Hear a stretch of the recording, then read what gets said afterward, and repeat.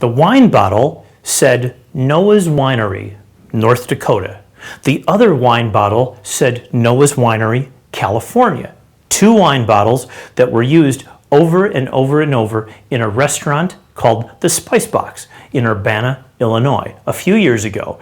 And what they wanted to find out was, does that word North Dakota versus California mean anything to the people that are having dinner at the Spice Box in Urbana, Illinois? And so this wine bottle, whether from North Dakota or California, it says that it is Cabernet Sauvignon, which it was. It was a cab.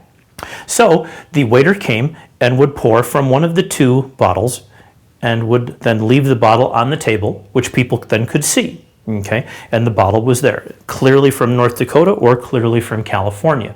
Simple enough. Now, obviously, the people order their dinner and they drink wine, and that should be the end of it, right? That should be it, because the wine is wine. It just tastes the same because it's the exact same wine, except for that's not what happened. What happened was this.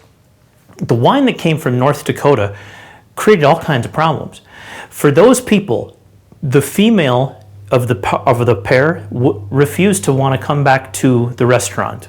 In fact, they reported their restaurant experience as being negative overall.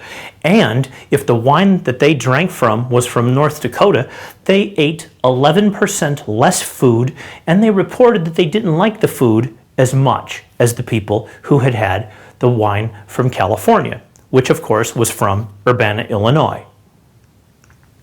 Amazing? Now, that study didn't sit well with MBA students at another university on the East Coast.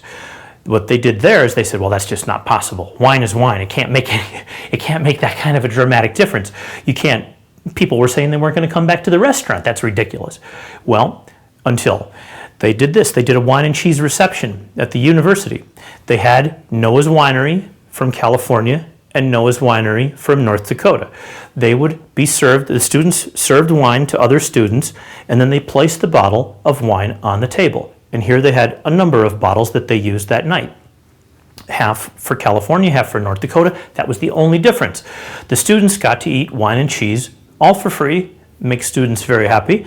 And it was kind of cool what happened. You see, because the people that ate the identical food reported completely different results 2 hours later. 2 hours later, they had drank the wine, eaten the cheese. The people who drank the North Dakota wine, they found that they were 50% less satisfied with the cheese than the people who drank the California wine. And what about that North Dakota wine?